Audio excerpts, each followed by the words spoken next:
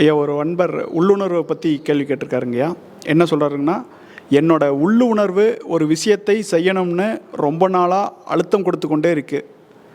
அதே சமயம் என்னை சுற்றி இருப்பவர்கள் எந்த வேலையும் செய்ய விடாமல் தடுக்கிறாங்க. எதையும் சொல்லித்தர மாட்டேங்கிறாங்க, கற்றுத்தர மாட்டேங்கிறாங்க. இதனால தான் என்னால் எதுவும் செய்ய முடியவில்லை என்று தோன்றுகிறது. இதனால் அந்த உள்ளுணர்வை மதிக்காமல் இருக்கின்றனோ என்ற எண்ணம் தோன்றுகிறது. அதாவது இது நீங்கள் வந்து மொட்டையாக சொல்லியிருக்கிறீங்க. உள்ளுணர்வு என்ன சொல்லுது, இங்கே எப்படி அதை நீங்கள் ரெஸ்பெக்ட் பண்ணுறீங்களா புறக்கணிக்கிறீங்களாங்கிறது அதை பற்றி தெளிவாக சொன்னால் தான் தெரியும்.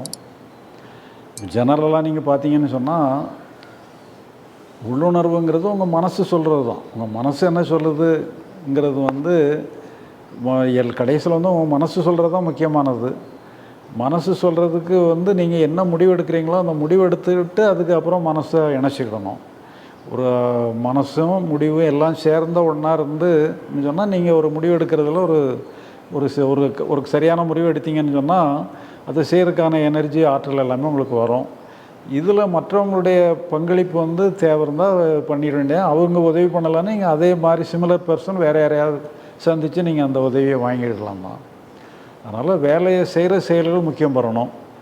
இதில் நீங்கள் உள்ளுணர்வுன்னுட்டுலாம் சொன்னீங்கன்னா அது என்ன சொல்ல வரீங்கிற புரியல அது. அதனால் ஜெனரலாக நீங்கள் மனசு நீடு எடுத்தீங்கன்னு சொன்னால் மனசில் நீங்கள் ஒரு நல்ல முடிவு எடுத்துக்கிடுங்க. முடிவு எடுக்கிறது தான் முக்கியமாக.